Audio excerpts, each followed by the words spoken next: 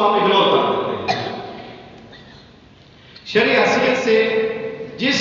عورت سے نکاح کرنے کا ارادہ ہے، شرعی حیثیت سے جس عورت کے ساتھ نکاح کرنے کا ارادہ ہو اس کو دیکھ لینا مستحب ہے۔ ارشاد باری تعالی ہے فَانْكِحُوا مَا طَابَ لَكُم مِّنَ النِّسَاءِ،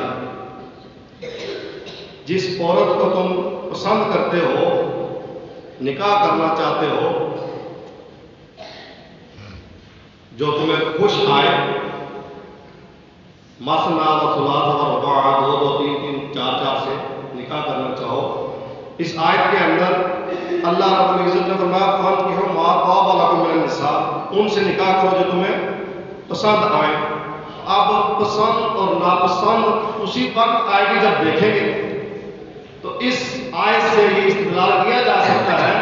کہ دیکھنا شرعی طور پر اجازت ہے، مستحب ہے۔ پھر نبی پاک صلی اللہ علیہ وسلم کا فرمان عالی شان ہے، آپ صلی اللہ علیہ وسلم نے فرمایا کہ جب کسی عورت سے نکاح کرنے کا ارادہ کرو تو ممکن ہو تو اسے دیکھ لو۔ ایک صحابیہ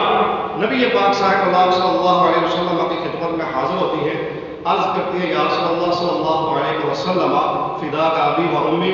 میں فلاں صحابی سے شادی کرنے کا ارادہ رکھتی ہوں۔ تو آپ صلی اللہ علیہ وسلم نے فرمایا کیا تم نے اس کو دیکھا ہے؟ تو اس صحابیہ نے عرض کیا یا رسول اللہ صلی اللہ علیہ وسلم، لڑکی صحابیہ عرض کر رہی ہے، ہمارے معاشرے میں تو ہم نے لڑکی کے گلے کو دبایا ہوا ہے، اس کا آواز نکالتے ہیں، ہم انسلٹ سمجھتے ہیں کہ لڑکی بھی بول رہی ہے۔ تو آپ صلی اللہ علیہ وسلم نے فرمایا کہ تم نے کیا اس کو دیکھا ہے؟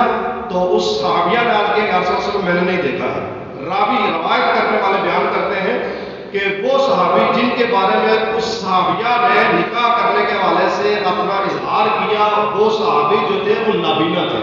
اور آپ صلی اللہ علیہ وسلم نے اس صحابیہ سے فرمایا کہ تم اس کو دیکھ لو تاکہ اس کا جو نابینا ہونے کا عیب ہے وہ تم پر واضح ہو جائے، تاکہ کل آنے والی لائف میں زندگی میں تمہارے لیے مسائل نہ پیدا ہو۔ تو شریعت دیکھنے کی اجازت دیتی ہے، شرعی حدود کے اندر رہ کر نکاح سے پہلے دیکھ سکتی ہے، لڑکی لڑکے کو دیکھ سکتی ہے اور لڑکا لڑکی کو دیکھ سکتا ہے۔ اسی دیکھنے کے بعد پسندیدگی اور ناپسندیدگی کا اظہار ہوگا، پسند ہے یا نہیں پسند۔ اب بغیر دیکھے والدین اپنی مرضی مسلط کر دیتے ہیں، لڑکی سے نہیں پوچھتے ہیں۔ اکثر ہمارے معاشرے میں لڑکیوں کے ساتھ یہ ناانصافی ہوتی ہے، لڑکیوں سے ہم ان کا پسند ناپسند کا پوچھتے نہیں ہیں، جس کا اکثر جو ہے نا وہ ہمیں خمیازہ اس صورت میں بھگتنا پڑتا ہے کہ لڑکیاں پھر بھاگ کر نکاح کرتی ہیں، عدالت میں جا کر کرتی ہیں، ان کو پتہ ہوتا ہے کہ میرا والد اجازت نہیں دے گا، اس نے پہلے سے ہی اپنے بھائی کے بیٹے کے ساتھ فائنل کیا ہوا ہے۔ تو یہ اس طرح کا ظلم و زیادتی نہ کیا کریں، ضرور پوچھ لیا کریں تاکہ کل آپ کے لیے بھی اور آپ کی اولاد کے لیے